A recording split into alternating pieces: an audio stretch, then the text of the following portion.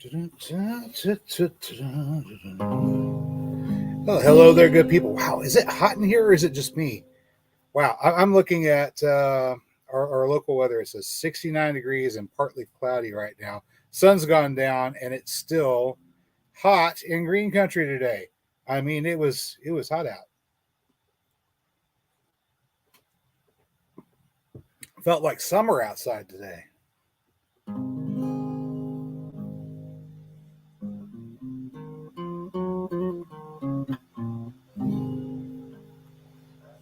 Hey, kitty, are you gonna come bug me again today?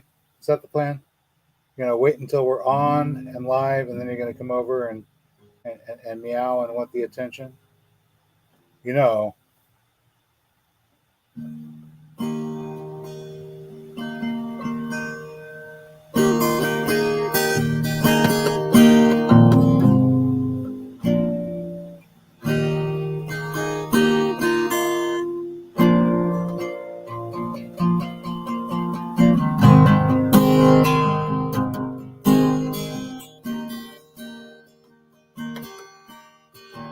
letting you isn't the right thing to do. No, no, I'm not gonna do that one. Oh, hello, Vicky, Sasspress Red, and all the cool kids in the house. How are y'all doing tonight? Yep, first week of above freezing weather, also kicking my butt. Today I was out. Hello, good people. Hi, it's Jason with Green Country Airport. It's Wednesday evening once again, which means it's time for another live stream. Tonight we're going to be talking about rewilding, but not the usual type of rewilding. We're talking about rewilding humanity. In other words, putting the wild back in humans. Maybe, possibly. We're experiencing some internet connection issues apparently. Hopefully, it's not going to cause too much of a too much of a problem. Oh yeah. So today we had a couple of deliveries. We got our cherry trees in the Stella and Meteor cherry. The Stella is a compact cherry tree. It'll only get to be about 10 or 12 feet. Ordinarily, a sweet cherry tree might get a bit bigger, but this one's small. And the Meteor is a tart cherry, which already is a little bit on the dwarf side. And you need both so you have cross pollination and all that good stuff. So I have one of each, a tart and a sweet, and I put those out today. The tart one's closest to the street in the hopes that if somebody walks by and happens to see a branch with fruit close to the roadway and reaches up and picks a cherry and decides they want to eat it, they'll discover that it's sour and not that good and leave the other cherry tree alone. Hopefully, but now you guys know the secret. So I guess that cat's out of the bag. Oh yeah. So let's see. We got the cherry trees in. I got my new sweatshirt in. Strong and free, Canadian flag inspired without being a Canadian flag. And it's also very, very warm. Of course, cat.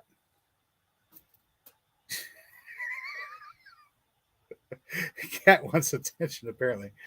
Of course, I would get my new sweatshirt in right after the weather heats up again, obviously, right? I got to get out and work in this thing this morning when it was still somewhat cool out. We returned to working on the grape arbor, and I should have some video of that next part of the operation coming up. The segment that we're doing now is getting paver sand down in between the pavers, so those will be completely sealed and no grass can grow up in between them ever. And pouring concrete all the way around at the base, and eventually we'll have a little bit of rainbow rock on top of the concrete, so it'll be nice and pretty on the inside. Vicky's saying, good thing you have mulberries. Birds prefer them to cherries.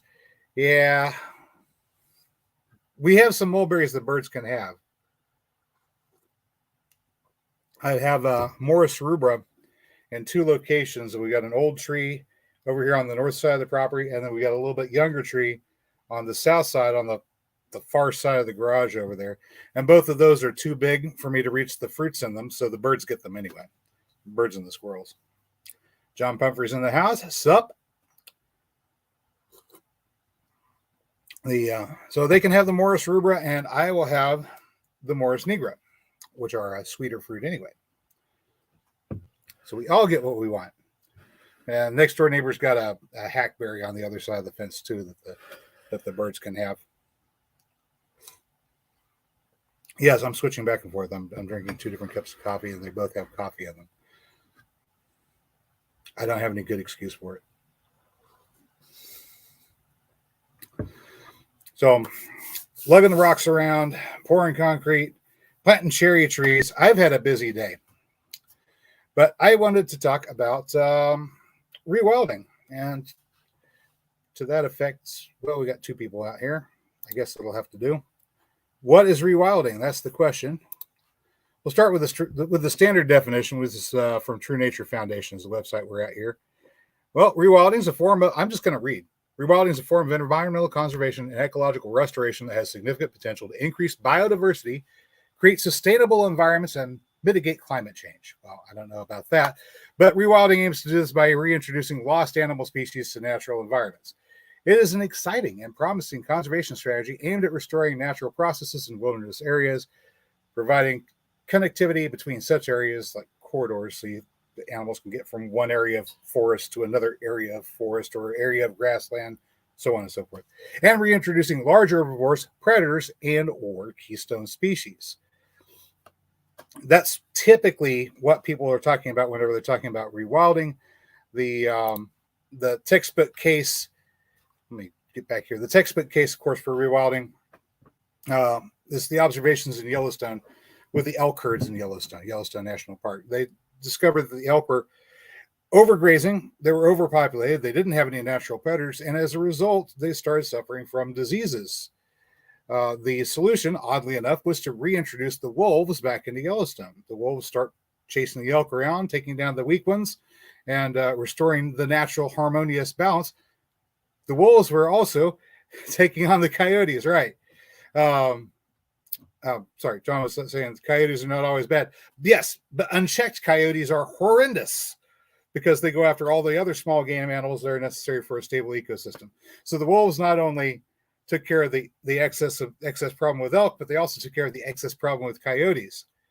Well, yeah, people keep on trying to kill coyotes because without a natural predator for coyotes, man has to do it.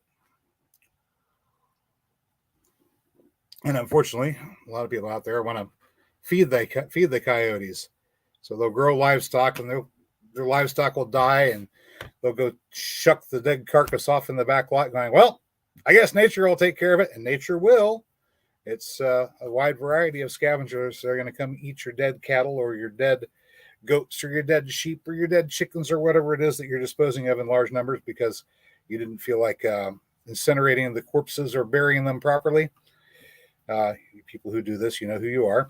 But what comes up and eats them is coyotes and a few other things. But the coyotes especially become a problem because they're not content to just have the scavenged leftovers. They want to hunt, and they're going to start hunting livestock. Maybe they'll hunt your livestock. Maybe they'll hunt your neighbors. And I'm sure your neighbor didn't want to have his livestock hunted by your coyotes that you're feeding. So stop feeding the coyotes. Anyway, okay, I'm off my rant. How's everybody doing tonight? Isn't that a pretty picture behind me? Let me get out of the way. Look at that. Oh, that's just a pretty picture. I didn't take that picture. Clearly. No, it's from my old scrapbook. That's a Columbia mammoth back there. Yeah. Columbia mammoth. I took it when I was just a wee little caveman. I got it off of Pixabay. All right. So we're familiar with the Yellowstone case study. This is good. This is an example of rewilding. Restoring a natural ecosystem. Modern man seems to forget that humans are part of the ecosystem. But just like domesticated species of plants and domesticated species of animals, we have now developed this curious thing called a domesticated species of human. And domesticated humans might not be capable of surviving on their own in the wild, which might be a problem. So we have all this wonderful technology that we can lean on and rely on to help us out. But the technology isn't guaranteed to always work under all circumstances. There are certain things that may happen in the future, part of that great filtering experience that a species goes through, where being overly reliant upon the technology that we've developed so far leaves us in a position where we're vulnerable. Mickey saying, predators, far better judges of which prey needs culling. Humans tend to prefer to kill the best, not the worst or the weakest. That's my biggest complaint. Well, my second biggest complaint about the way deer season operates.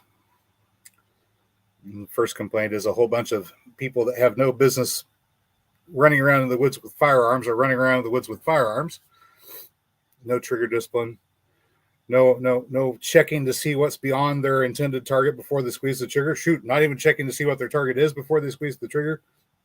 They see a flash of white from your t-shirt, and they thought it was a whitetail, and even though the deer is obviously running away from them, they're still going to shoot at it. No, I would rather go deer hunting when it's not deer hunting season. It might not be legal, but at least I don't run the risk of getting shot.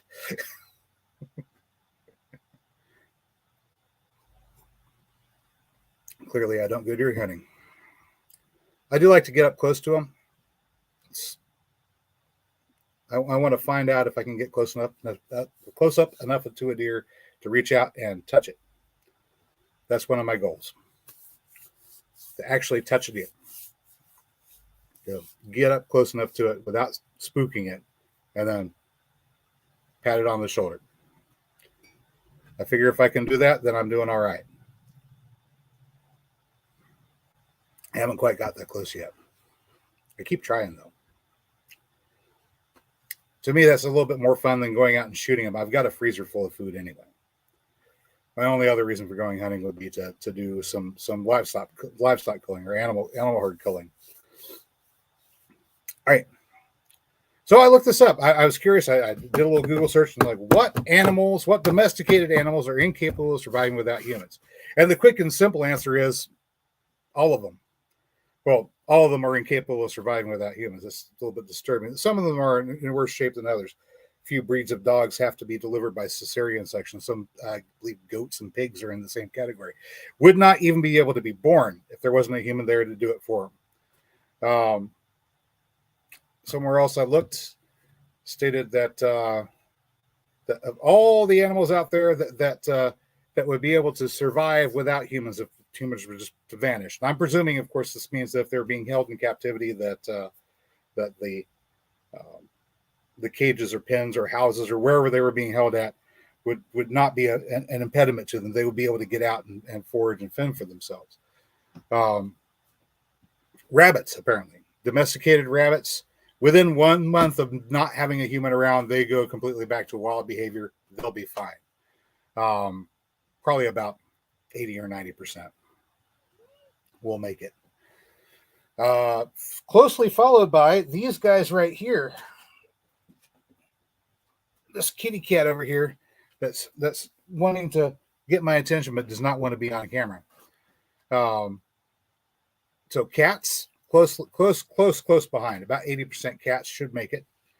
Dogs, maybe about 75% of dogs, not counting, of course, those particular breeds that can't even eat unless a human cuts up their food for them. There's a few of those out there. Cattle, on the other hand, not many cattle are going to make it. The aurochs, maybe, but they're not really raised as cattle. Are the aurochs coming back? I've heard something about that over there around Chernobyl area. Perhaps some of the old aurochs have started to make a reappearance. That's kind of interesting. The old longhorn cattle were capable of fending for themselves. I was watching the Jack Spirico podcast earlier today. The longhorn cattle came up. And apparently, back during the Civil War, a lot of these cattle were left to fend for themselves. There was nobody tending to them. They wandered the range and grazed for themselves. And then whenever all the hostilities were over, people would come back and find that there were herds of these longhorn cattle wandering around, no brands, no nothing. They were wandering wild. And there were so many of them that the average price per head for cattle was $1. $1 a head for cattle. Can you imagine that? So after you could get them together and drive them from San Antonio up to the nearest railhead, you could transform that $1 a head for cattle into $10 a head for cattle, and that made it a fairly decent business. Oh, yeah.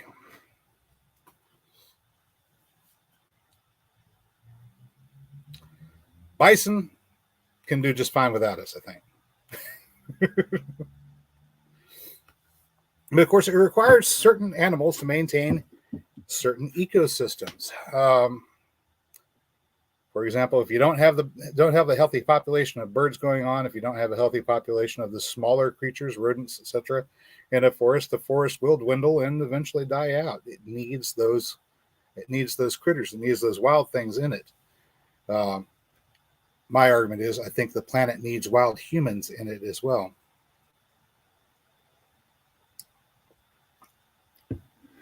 And I don't mean completely savage and without rule of law or without I don't know if I want to use the term civilization, because civilization has so many different connotations. Without civility, we'll say. Maybe that's a good word. Humans can be wild and still be civil, oddly enough. Wild and untamed humans. Ooh.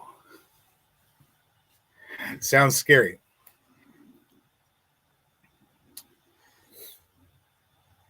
Well, I looked at plants as well. Domesticated plants. Most of the things that we grow for food, without humans around to tend them, aren't going to be growing. Don't know when the last time you saw a stand of corn growing wild, but it's not one of those plants that really spreads very well without people to prepare the ground and plant the stuff. Some tomatoes seem to do okay. Also, in various places, certain plants do better than others. I was out hiking in a wilderness preserve about, I want to say 8 or 9 years ago, and I reached a spot fairly high up on one of the hills. This is kind of an interesting place because this is an eroded plateau feature. Karst landscape. It's all limestone underneath, and the soil is eroded away from the top of this hill. And the very top has limestone piers basically sticking out of the top. There's limestone with this sandstone down below it. So the hardest rock is just poking out of the top. And nothing grows right around there. It's all just spalled off flakes of rock and everything like that.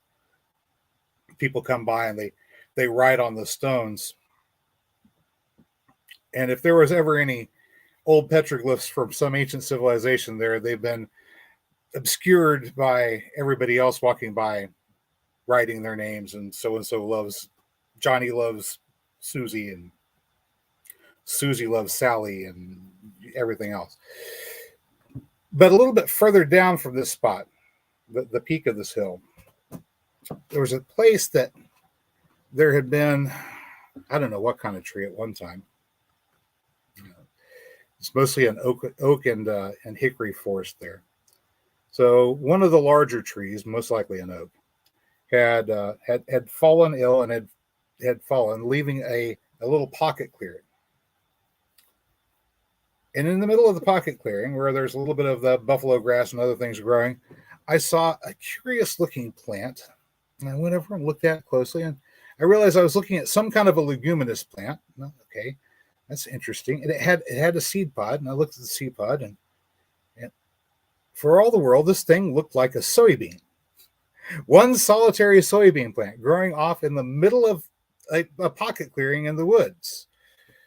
I don't know how in the world this single solitary soybean managed to wind up there, but I opened it up and looked inside. Sure enough, that looks like a soybean inside.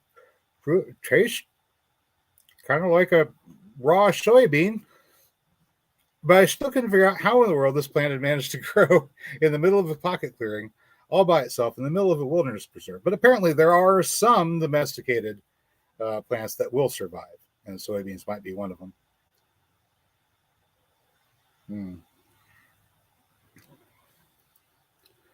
Vicky is saying there are still people who have not become dependent upon modern technology. We call them primitive, but they have kept their traditions that keep them in balance with their ecosystem. Yeah. I mean, they're presumably are at this time uncontacted peoples out there in the world. People that maybe shake their spears at the helicopters and airplanes as they fly by, and maybe tell stories amongst each other about these strange people that came from the sky. They do exist. I think perhaps there's a way that we can incorporate a little bit of modern technology along with maintaining a spirit of wildness and being close to the ecosystem and involved in part of the ecosystem. I don't think that we necessarily have to have one or the other, super primitive or high technology. There are some aspects of the technological world that are amazing, things that we've learned, and sciences that we've developed that work very, very well with a nice, smoothly functioning ecosystem in which humans are an integral part. Not everything, but some things. Oh, John was saying something else previously. What? They wouldn't notice. Oh, okay.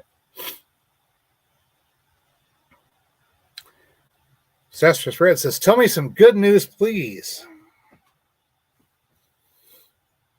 My strawberries survived the winter. The cherry trees that I got from One Green World today had really, really good root systems, and I think they're going to do really well in this part of the planet. I mean, they did a good job with them.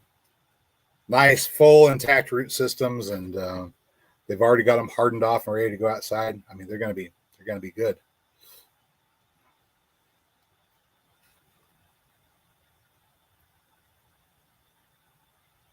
Big is saying there are 99 ways of singing native lays, and every single one of them is right.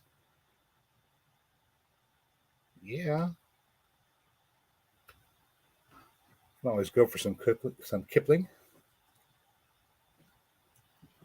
I keep 7 honest serving men. They tell me everything I know. Hang on a second. Maybe that's not the way it goes. Sasspress Red saying, all my sea berries died. Oh no. I haven't tried to do sea berries yet. I'm a little bit spooked because I've never been around them. I'm unfamiliar with them.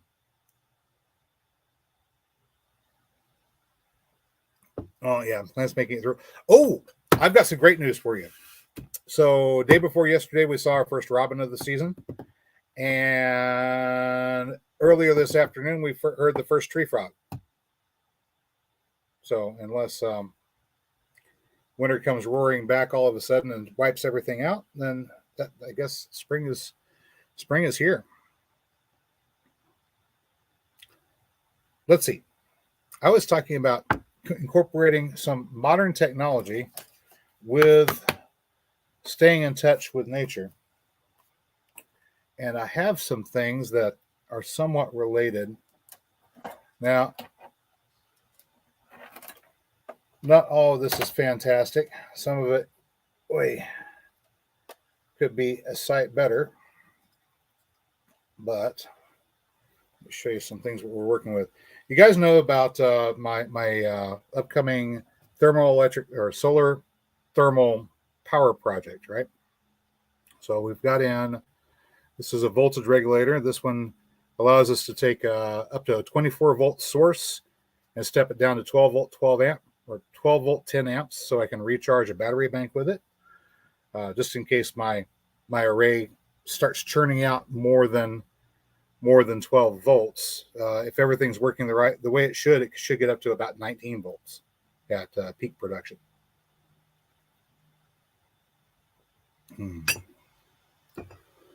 Create synergistic transformation. Says all the bearberries died. That's unfortunate. The was it Ursa Uvi? Is that the right name? I'm trying to recall off the top of my head. Bearberry. I've been thinking about getting creeping dogwood for that particular niche, but I'm waiting until we've got a bit more shade. All right, so we got the transformer there that goes with us. These TEG modules that we listen.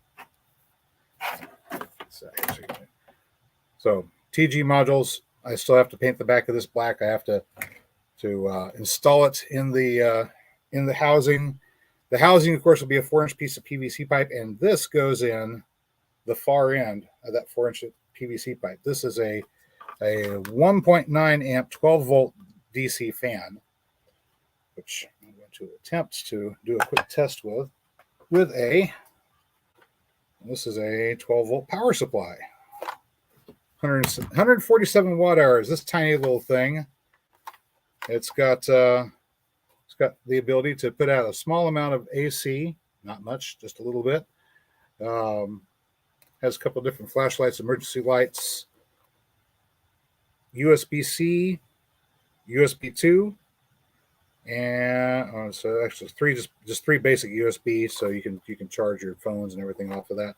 And then of course DC input and DC output using these sort of connectors right here. I'm just going to plug this into the DC out.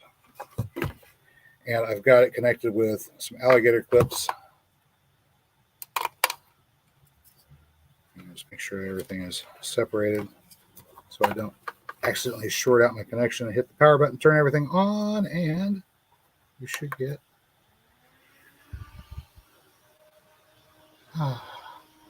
oh yeah, I needed that. Okay, so this fan is supposed to go inside of the housing for our thermoelectric generators, where we have our heat sink. I'm going to turn this around to the point where the camera picks it up. All right, everything's shut off. All right, so a heat sink is on the back side. This fan will be blowing air across these heat sinks to keep one side cool while the other side is exposed to thermal energy from the sun, heating up one side, cooling the other side. The idea is we try to get a difference of 100 degrees, and eventually we'll have a solar oven set up using a reflector, a little concave reflector, to bounce that light onto the hot side of a thermoelectric generator. So it's a different way of generating power from solar, using the sun's energy to make heat instead of just trying to capture a couple nanometers of the visible light spectrum and create energy from that. Let me see. White wings on a woodpecker could be a downy woodpecker. Let's see. Jasper Ray was saying, when's that video coming out? Which one? I don't know.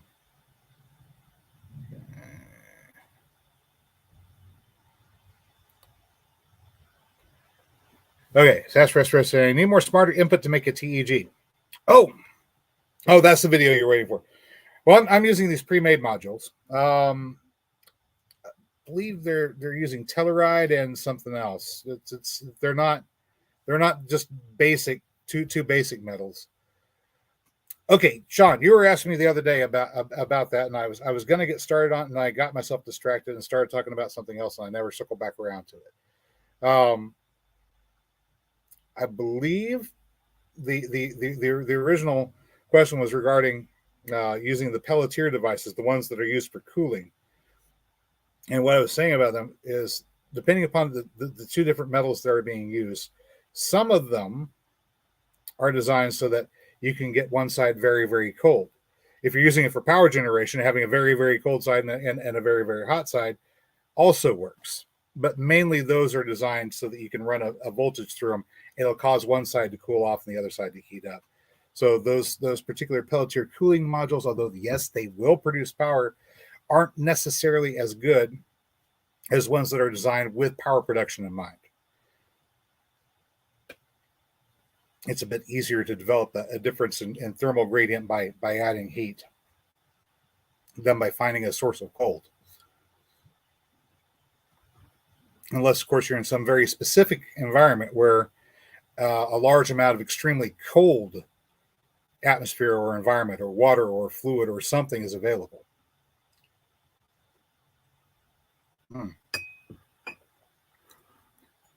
TK422 says, first time here, you guys are all right. Really interesting. Thank you. Appreciate it. So doing stuff like thermal electric generation is a way that we can incorporate some of this wonderful new modern technology and still do fun things like have telecommunications, have lights, be able to operate pumps and things like that that make some of the tasks easier for us. All right. Sasspress Rose says, I wonder if you can use a thermosiphon to cool the heat sink pipe buried in the ground. I'm thinking, yeah, you can probably, well, what I was thinking is more along the lines of for a large, full size, really, we're going to operate our house off of this sort of arrangement. In the beginning, when you're first building, this is whether you're building a regular house or going with the old pyramid step hill house designs that we were talking about a few months back. Geo-sheltered housing where you don't have to use so much to heat them and cool them, and that little bit of thermal gradient that we're talking about is really all the energy you wind up needing for anything. When you're first building, start out with a large segment of clay down underneath everything, and then coils and coils of your pipe, iron pipe if you can, maybe a zinc pipe for storage purposes, or possibly a large tank might be a better way to go. I'd have to play around with this idea and see which works out better. A storage tank to put your heated water, because you can use water. And then you'll have a set of pumps, one to draw your water up from the tank, from the bottom of the tank, and another to dump the water in after it's been heated. The pump that draws the water up will draw it up to a long pipe or possibly a barrel of some sort on the roof, or a high spot will have plenty of access to sunlight. Reflectors will reflect the sunlight onto either the long pipe or the barrel, either one, in order to concentrate the light and generate heat. Once that water is heated up, it's put down into the tank for storage. Now, since the TEG can operate off of just a 100-degree difference, you don't have to hit 1,000 degrees like they do with one of those solar thermal power plants heating up salt. You don't have to have that much heat because you're not trying to make steam with it. You don't need that much energy. So by heating up water to just short of the boiling point and pumping it down into a tank where it has a nice good thermal barrier all around it, that should be able to hold that hot water for extended periods of time, hopefully enough to last throughout most of the night, so you can still be generating electrical power with your TEG units even after dark.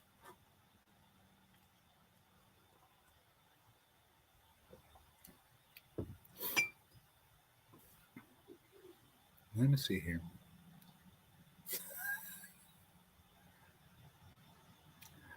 All right, Vicky is saying the woodpecker she saw had some red on the throat, but it was mostly dark or black. Do the Downies have that? I don't recall if they do or not.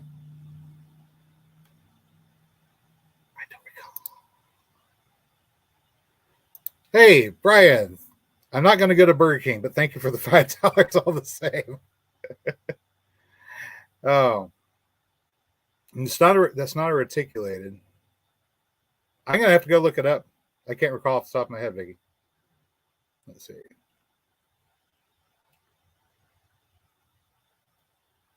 John's saying, it's the first week of April or after planting the ground, zone 6. I wait until April the 15th to do my direct sowing. So if I'm going to be sowing anything directly, corn, peas, that sort of thing, if I wait until the 15th of April, usually everything will survive. Transplanting things I start inside, I typically wait until the 1st of May to bring them out, because you never know when we're going to get hit with a late frost here. I've had it happen to me too many times. What are you doing, Kat?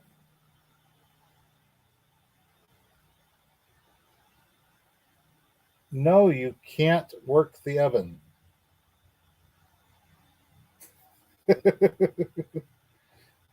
Kat, what are you doing? She's really fascinated with the wood stove. We got to use the wood stove for the first time this week, oddly enough. Just as the cold is breaking and we're getting some warm weather, we got to use the wood stove.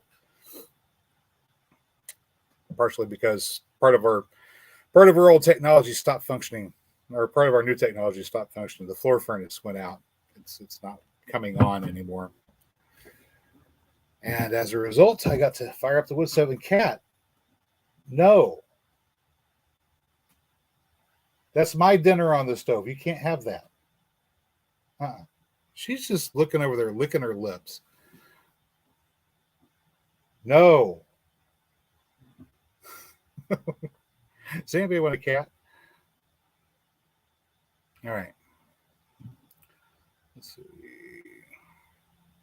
Create synergistic transformation says, earliest I think I've seen here, the spring, it seems to be wanting to come on like now. And I'm resisting the temptation to go out and plant, because sure enough, if I do it, we're going to get one of those late frosts, and it's just going to be a bunch of wasted effort. I don't want to go through the heartbreak again. Vicky's saying property around here where she's at $600 an acre whenever she bought hers, but just found out that bare land is now $3,000 an acre. If it's good land, that's not bad. Pardon me. $3,000 an acre, that ain't nothing to sneeze at. All right. Chris's Clever Craft is in the house. Howdy, Chris. Pileated. That was the word I was looking for. Not reticulated, pileated. Yeah. Otherwise, it's redheaded with just a little red on the throat, white wingtips. Okay. Talking about the woodpeckers, of course. My memberships must have come up in the last week or two. I apologize. I had to max out the card to pay a bill collector. Oh. Don't worry. We'll live. Thank you for being a member for so long, though. Appreciate it. For what it's worth, a little ditty about Called Because of Rain was written by Johnny Hart in his comic strip BC.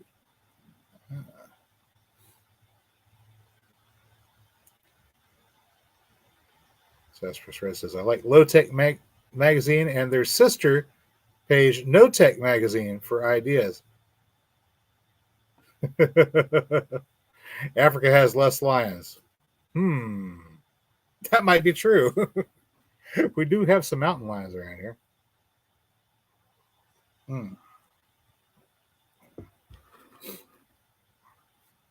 So,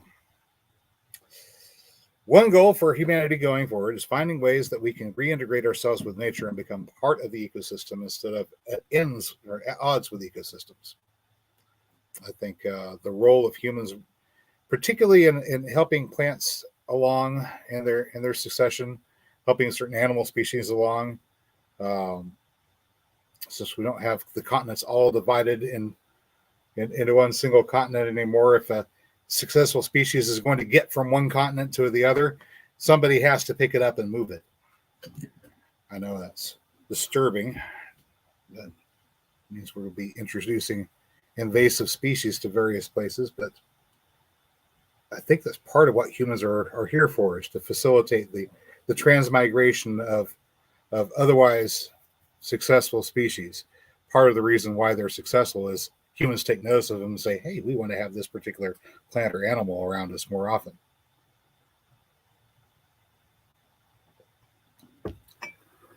Most nutrient-dense perennial. This is a good question.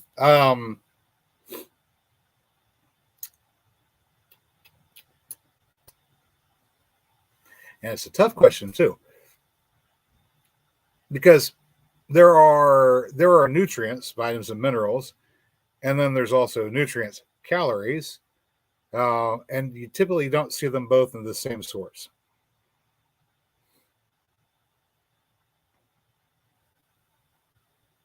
I put elderberries very close to the top of the list for nutrients. Nutrients, elderberries very high up there. But for calories, yams. I'm gonna have to go with yams. Yams are good. Canna lilies are good. Sweet potatoes, maybe not quite as many calories as yams, but also good because they do have some nutrients in them as well. Generally, all around, sweet potatoes are probably one of your best crops that you can grow if you could only grow one thing. You get you get incredibly bored of eating sweet potatoes before too long, but you wouldn't starve.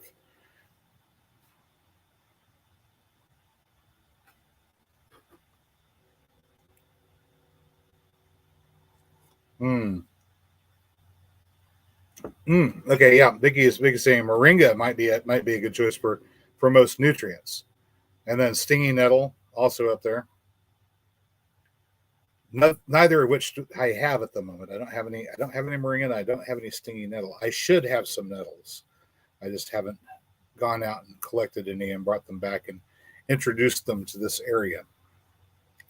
Let's see. What do we have at the moment? We've got Wichita pecan, 2 trees. I had 3. Well, I had 4, but one of them didn't make it during the summer, and another one disappeared right out of the ground. It was a good almost 2 foot tall, and one day it just wasn't there. Just gone, gone. Couldn't even find the hole or something had chewed it up and drug it under. It was just gone. Um, I want to have at least one more pecan tree before we're over and done with. I'm thinking about putting it right in the middle of the backyard where the corn patch usually is, and eventually we'll just grow less corn. We may grow enough corn to feed a few doves. I'm actually considering um, whether or not I want to go to the effort of attempting to raise chickens again. And the thought occurred to me that I might possibly just see about building a pigeon coop or a dove cote and allowing the birds to go and forage for themselves. We'll grow enough grain to be able to feed them during the winter, and that's the only time they're going to need is extra supplemental feed inside their enclosure. We just make it as predator proof as possible, and that gives us the opportunity to go in there and occasionally have fresh squab and collect eggs. Pigeon eggs they're still eggs. You have to use more of them up than chicken eggs, but if the birds are able to go out, fly around, and do most of their foraging for themselves, and are 99% wild, that may be a good trade-off. Let's see. So, Wichita cultivar pecans. We've got, let's see, 1, 2, 3, 4. Nope, that one didn't make it. 5, 6, 7, 8. I'm gonna say 10 right now. 10 hazelnut trees. These are all improved cultivars from University of Oregon. 10 hazelnut trees. Plans for more, but I'm just going to see if I can get some runners started off of the ones that I do have, so I don't have to go buy more. But 10 hazelnut trees. That's quite a few. It's quite a few nuts. Let's see what else we have. The 2 cherry trees that we just put in. We've got 2 Bartlett pear trees, 1 Anjou pear tree, a peach tree. We've got, I was listening to these earlier, just running through everything. It's like, that's a lot.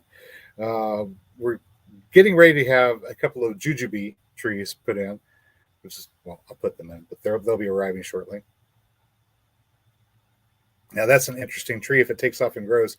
It's a food that preserves itself while it's still on the tree, which is always a nice thing to have happen.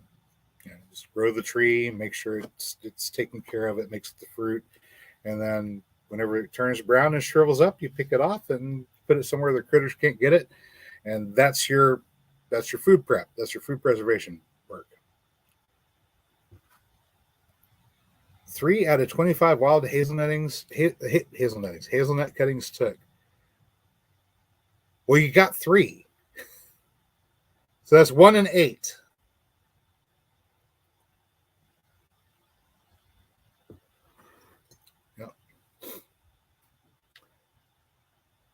I think so.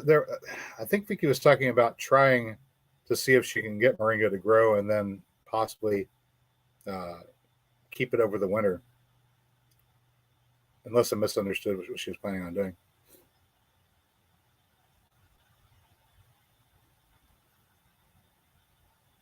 Vicky's saying, "Are you considered dry foraging in season for the birds?" No, not at all. These would be wild birds. They would only be coming to visit the place that I set up for them because they know that they can find some food there and they know that it's mostly secure. Other than that, no, they'd just simply be wild birds. Instead of me going out to the places where the birds would be roosting in the wild, I create a place for the birds to come and roost and give them an incentive to come and roost there. So no, I wouldn't be doing any dry foraging for them. They would take care of their own foraging. Part of the reason for going with pigeons or doves is because they're almost wild to begin with. Otherwise, I can go to the highway on ramps and go up under the bridges and do hand-to-hand combat with the hobos, and I can get to the nests where they roost.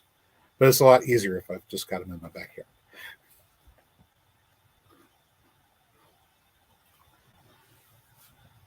Brian says, people have to eat. That's a truism, isn't it, though? Let's see. Oh, you're asking about sweet perennials being perennial?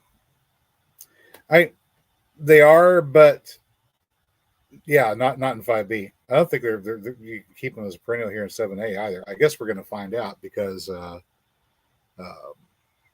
sweet potato vines we had growing had some little potatoes that were left behind whenever I harvested, and I didn't notice earlier.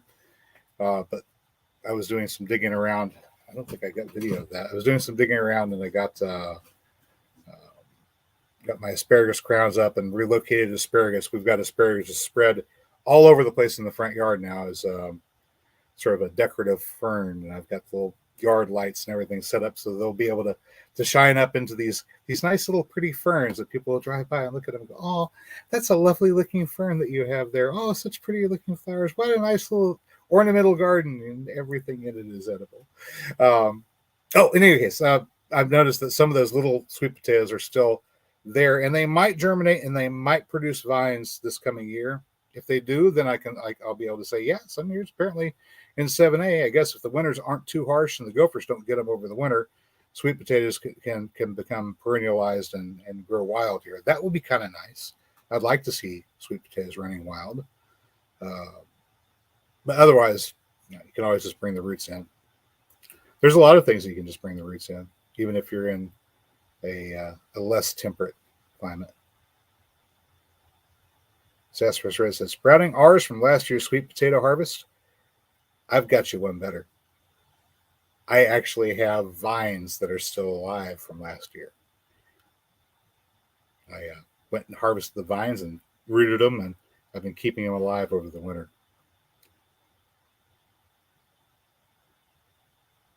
All right. You can pot up moringa and move it inside. Yeah. So what other ways can we combine high tech with low tech? Okay. How about building materials? Aerosolized concrete.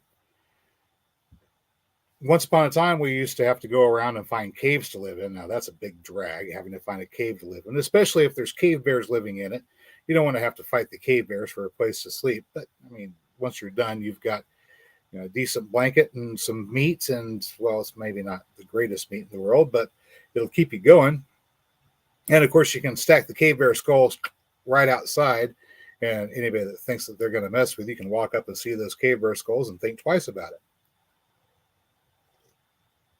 But there aren't enough caves to go around, so we have to make artificial caves. Now, once upon a time when people were making artificial caves, they had to stack rocks on top of each other, and that's a lot of work, stacking rocks on top of each other, especially if you don't have things like cranes and heavy earth moving equipment and things of that nature. But concrete, we can make concrete. We could pour concrete, build forms and pour concrete. We could make aerosolized concrete, which is taking a detergent and mixing that up with your concrete mix instead of a portion of water in the concrete mix, making it nice and light and fluffy and expansive. Um, that sort of insulating material does really well. You can have a 1400, 1500 degree fire on one side, and the other side is still cool to the touch. Imagine that sort of insulating capability if you're building a geo-sheltered house. Build your east side, west side, and north wall all out of the aerosolized concrete. Stack the earth up around the top of that to make a low mound. Perhaps use some of these more modern materials like sand. We can make glass pretty well now, tempered glass even, for your south side.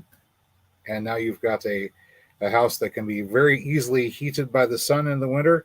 You want to plant a row of hedges and trees all across that south side, the deciduous trees, to shade it during the summer so you don't get too overheated. Perhaps being able to open the windows so that the airflow can move through during the summer months might be good as well. Essentially, living inside of a greenhouse. Wake up in the morning, go to your tomato plants, pick a fresh tomato, slice it up, crack a couple eggs, and have breakfast. That's combining some of the more modern technological marvels with a very old style of building, the dugout house. Sassafras was saying, I was thinking pigeons until a falcon moved in. We have a lot of hawks around here. I mean, a lot, to the point where it's hard to keep chickens unless you've got some sort of screen over them, because the chickens just are not adept at avoiding predators. Once again, a little bit too domesticated. Whenever things get too domesticated, they're not quite so good at taking care of themselves, and unfortunately, most chickens aren't. The old original Polynesian jungle fowl, back in their original habitat, were able to make do, but they don't adapt incredibly well to different environments trying to go wild. Pigeons, though, and doves, even though they are being hunted on a regular basis by hawks, by other birds of prey, they still manage to survive in the wild. So this makes pigeons probably not such a bad idea if you wanted a lower maintenance type of poultry. Tree cover helps out immensely. Right now, in our bird feeders, the chickadees will come in, the sparrows will come in, the cardinals will come in, and they'll get in there and they'll knock some of the stuff out of the bird feeder, and it'll fall down to the ground. There's milo down there, there's chunks of corn, things like that. Sunflower, safflower seeds, they don't get all of them. And the doves don't land on the bird feeder and eat. They come in and they land on the ground, and they pick up whatever they see on the ground. Mostly milo, I think, is what they're after. If we had fields planted up with millet or milo and let those just tend themselves, the doves would be busy visiting those places. So one of the things I'm intending on doing is having clumps of grasses that produce grain just growing in places as if they were ornamental, and that'll be a source of some of those types of grains that the wild birds might like. But if I was going to try to attract them and put them in a pigeon coop or a dove cote, I would grow some corn for them specifically, just because I can get more out of a smaller area that way. But anyway, the doves will come in. They'll land under the pecan tree mainly, where they have enough of a canopy cover from the tree, and the hawk can't just swoop down on them. All the same, whenever the hawks are out, those doves stay really, really close in under the trees. They're not entirely stupid. Uh, if they get flushed, they're going to get eaten.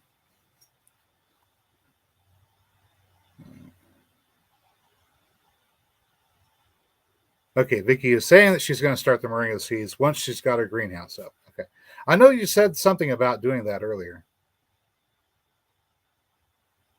Oh dear God, there is some horror around pigeons under bridges. Disgusting. Volcanic like mounds of guano around pigeon nests. That is really good prime manure. You scrape that up, bring it home, age it out a little bit, and then sprinkle it all around your garden. The plants will love it. But right now, I've got wild birds coming in and manuring for me. That's part of the advantage of having the bird feeders out. Wild birds come in, lots of them. I mean, lots of them are coming in all the time. They land in the trees, they manure under the trees, which means I get the bird manure, and then I get to have those birds coming back and visiting my yard later on during the season to get the insects to feed their babies. So they're doing work for me, and all I have to do is feed them. Here, have some grain. Have some grain. Stay alive during the winter.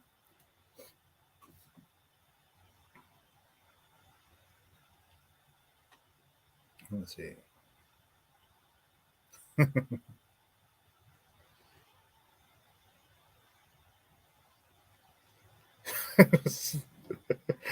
Spent way too much time around pigeons under bridges.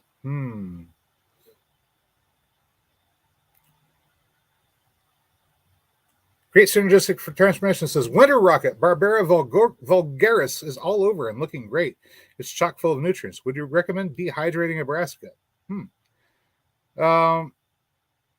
I guess the big question is it necessary? Or are you able to find that or something similar at various seasons?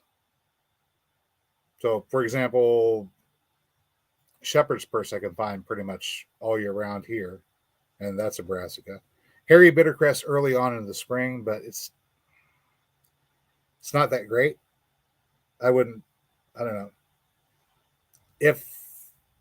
If you like the flavor, if you want to have it around, then sure, why not?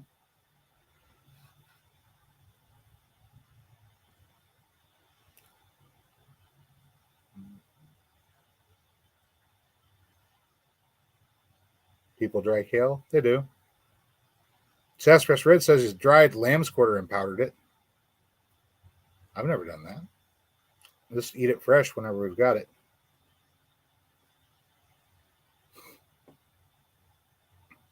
You have a book about buildings in Persia that are earth and fired. So yeah, basically you make a clay house and then fire it.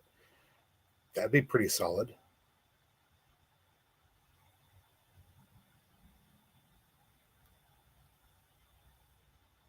Lisa's here. Hi, Lisa.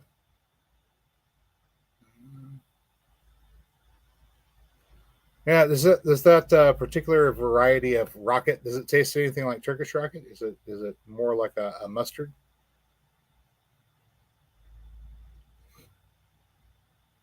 Carlos is saying when our doves hit the ground, that's when the hawks get them.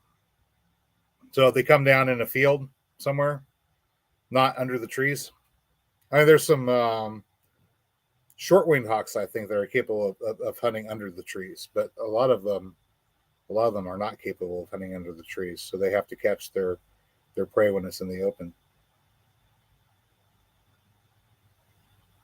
Does hawk taste like chicken?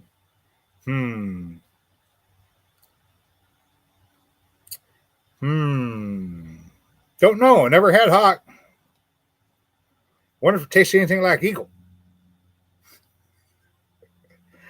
Vicky's saying amaranth, quinoa, and chia are all excellent sources for seed. Of course, you have to check to find out which one's going to grow where you're at. Here in 7A, you can grow amaranth, but you can't grow chia all the way to the point where it produces seed, unfortunately. I haven't tried quinoa, so I don't know. Maybe. I understand they grow quinoa up north.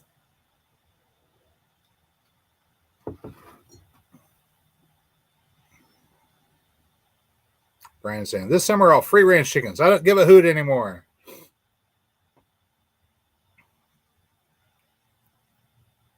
Collecting pigeon manure under bridges seems like a good way to get yourself a 5150. Maybe. I don't know what's a 5150 though.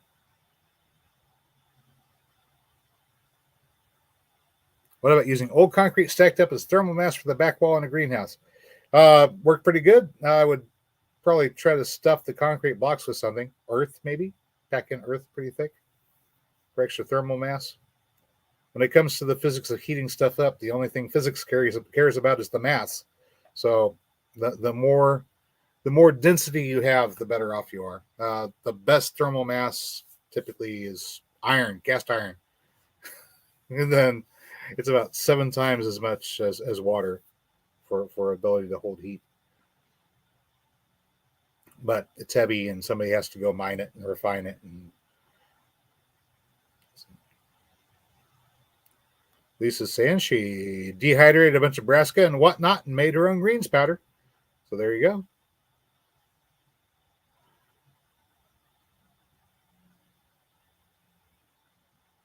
Oh, yeah, that's right. Sassafras Red does work on bridges. I bet you've seen quite a few pigeons and maybe some other interesting things.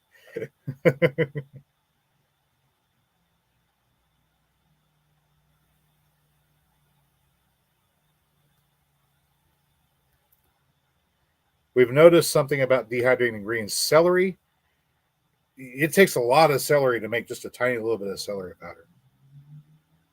I think the seed might be a better thing to work with if you're just looking to have some celery flavoring to add. And then just eat the celery greens fresh. All right, so create synergistic transformations is talking about that winter brassica previously mentioned. Depends upon when it's harvested. So it's sweet whenever it's cold out, and then I'm guessing as it goes to seed or as it gets a little bit older, it turns bitter like a mustard, which is kind of cool. So you get dual use out of it, seasoning and a green.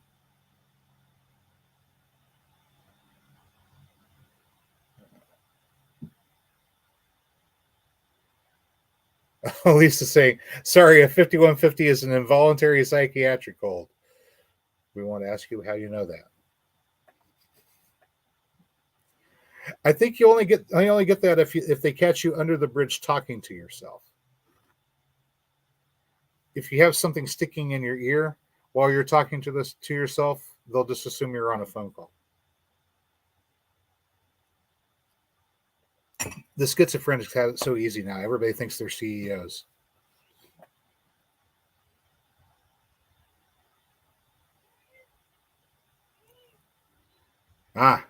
Sassafras is taking out a bunch of concrete.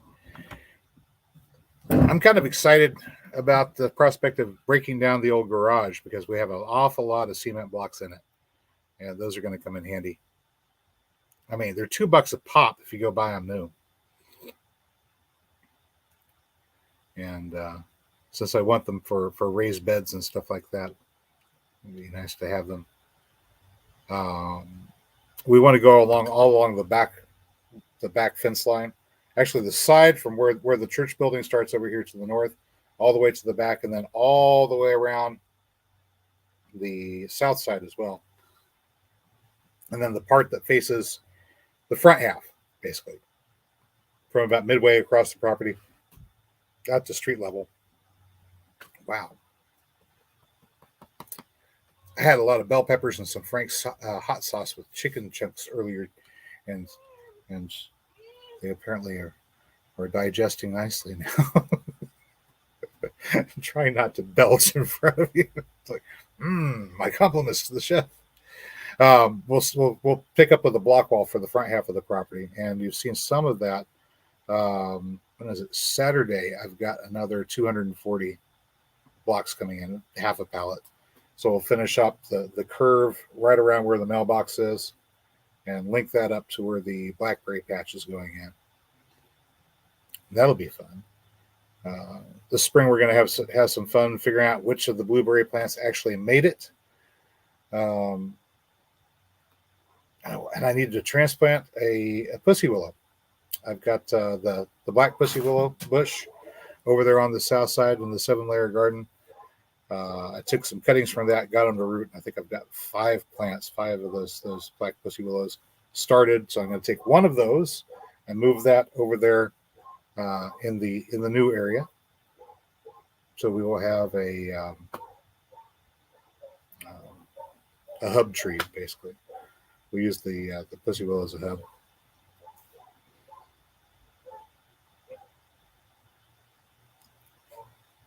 Crunchy water. Okay, but if you're wearing your reflective vest and your hard hat and have a clipboard in your hand and you're talking to yourself while you're under the bridge, you'll probably be okay. Vicky's saying if you paint the concrete black, it'll absorb heat better. Yes, it will. That's actually part of the plan that I have for these guys. Is we'll paint one side black. The heat sinks that came for this, they came separately. Where are they at? I don't know why they did it this way, but these are the heat sinks. They're black. So anyway, I'm painting them white just so that they won't absorb any more solar energy. I do intend to put them inside of a housing that'll keep them shaded, and then that fan will blow through that to keep them cooled off. Oh, I've got another battery around here too. Where did I put that thing? Here? No. Put it. It might be. Oh, it's over here. Boy. This thing. Oh, this guy right here. Oi. Ta-da. Mighty Max battery. This one's a 22 amp hour, 12 volt. So the idea is we use our thermoelectric generating array to generate a voltage, pass it through voltage regulators, step it down to 12 volt DC, 10 amp to charge the battery bank. We don't want to touch both terminals at the same time. That could be disastrous. All right. Charge up a battery bank. Oh, you're fine. And we'll probably run this fan directly off the battery bank while we're charging it. Okay. This thing hooked up. Real quick here.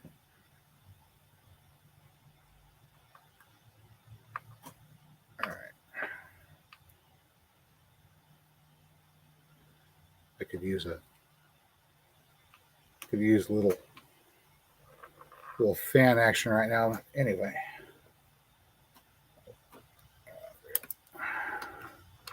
So if everything works, our solar thermal array will charge up the battery and operate the fan at the same time. Anyway, that's the idea. So we're getting our pieces together for that new project, and hopefully I'll have it out soon. I went out and bought a new saber saw today because I realized that my old saber saw wasn't working, and I was going to need it to cut the notch out to put the TEGs inside the pipe. And these projects, they just get bigger and bigger.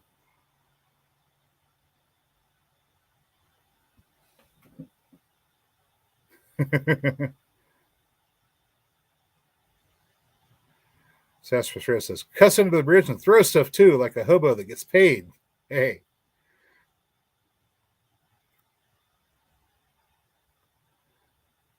Oh, great. So you're gonna have up some progress videos.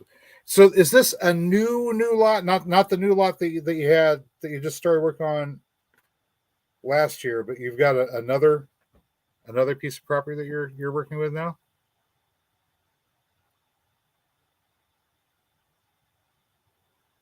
Lisa's saying, how is the indoor fig doing? It's doing great.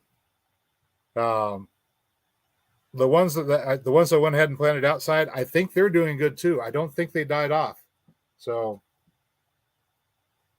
TA says, I noticed David the Good wearing your t-shirt on his live stream. He does that sometimes.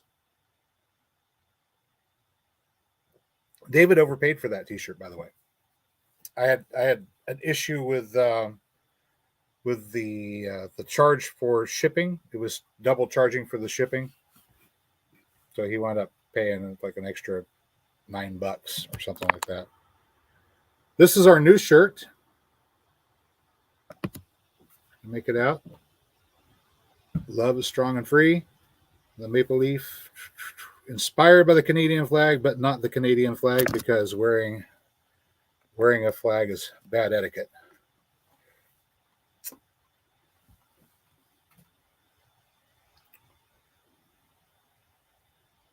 Well, yeah, I mean, it's the secret code of the universe is if you show up with a yellow vest, a clipboard, and a hard hat, you can get in anywhere.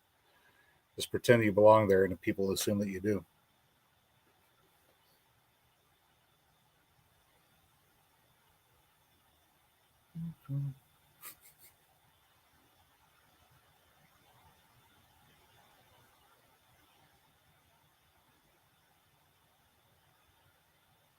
Well, there you go. Thermoelectric power generator to heat the chicken water and lights in the coop. I mean, yeah, so some of the modern technology that we have,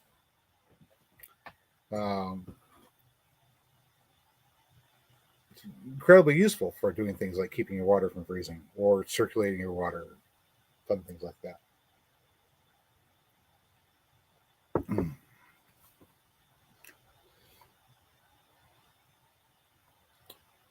Let's see. Okay, so here's the skinny. There's a new lot from last year, and now a new lot right next to the old new lot. Oh, nice. You're just going to buy up the neighborhood. That'll be nice. So the new lot is where the new greenhouse and the pecan trees are going. Woohoo!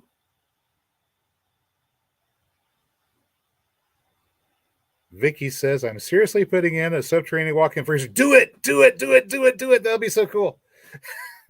If I put in a vacuum unit, I think I could have my own freeze dryer. Nice. I love walk-ins. Walk-ins are amazing. And Lisa says, that's fantastic to hear. I hope they go berserk this year. Fig City. Yeah, I do too. I mean, I'm not a huge fan of figs. I like them every now and then. But I think having a fig tree that can actually survive our winters would be wonderful.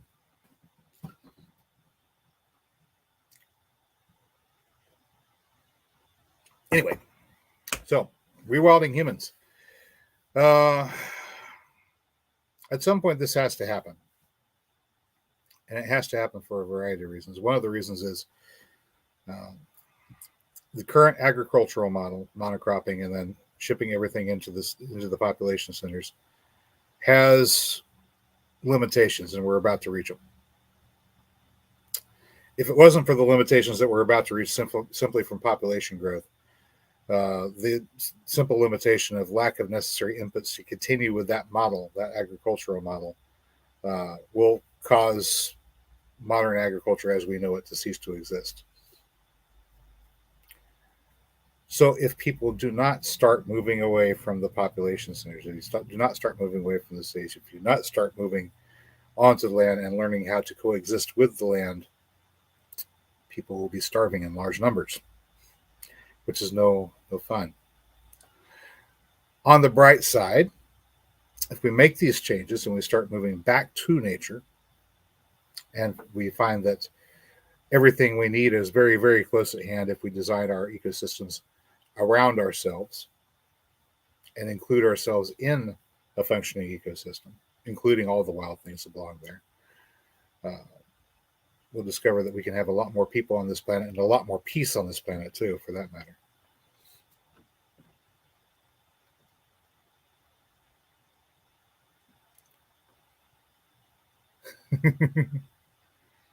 Vicky says too far north to grow figs, but I bet you can grow them in the greenhouse. Really depends. The ones that Lisa brought over seem to be doing pretty good, and they might be able to survive in Arkansas too. if we can get them to take off and grow, I'll definitely have some cuttings to pass around. Brian says, "Hey, look at me."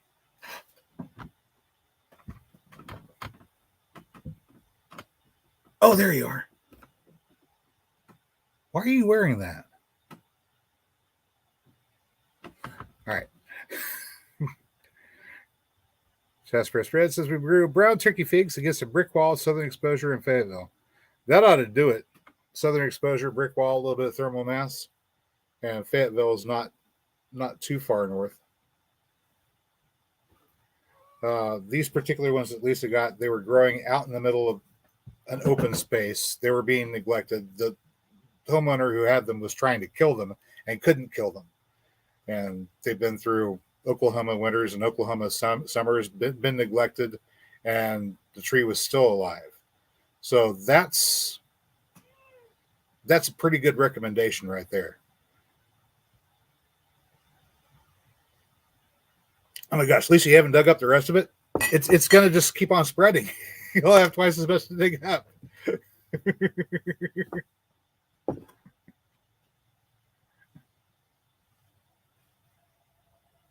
And Vicky, that's exactly the point. If we work with nature instead of trying to dominate, it can be persuaded to yield abundantly. You don't have to persuade nature to yield abundantly. Nature wants to yield abundantly. Nature has this really weird thing that whatever it is that works to provide for others has its own capacity to provide increased. Is some basic fundamental law of the universe. I don't understand how it works exactly. All I know is it does work. If it's a tree that produces fruit or nuts, then the animals that gather around that tree to eat the fruit and the nuts will wind up eliminating pests, contributing fertility, pruning, performing other basic tasks and functions. In the case of fungal life, the fungi form associations with that tree and help further enhance its capacity to live and produce. And it goes on and on and on. Everywhere that you look, whenever you see a productive system, it encourages more production. Hi, kitty. Does anybody want a cat? I've got a cat here. I've got a cat. Yes, I do. Okay, Joe. Joe came up and said, you did as Brian asked you. Did you looked at it? I don't know what he was doing down there on my keyboard. Joe is late, as usual. Joe, you want a cat? Look, isn't she adorable? Is she adorable? She's just so adorable. She's so adorable.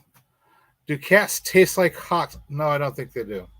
But I don't know. How would you know this thing? You'd have to do a taste test. And I'm not doing a taste test.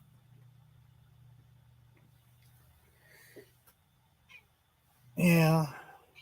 What, you want some kibble or something? I can't feed you this late. You'll turn into a gremlin.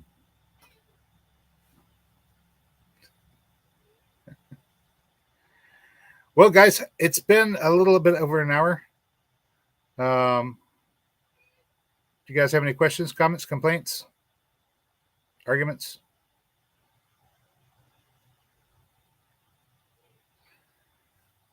Does anybody else notice that contrail in the picture? Contrail there. And it goes through the clouds back there too. It wasn't a great day whenever they took the picture. It was a nice picture otherwise. I mean, look at all these birds and the elephant. It was a pretty picture, and somebody had to fly the plane right through it. Grow food so we don't have to eat kitties. There's a good idea.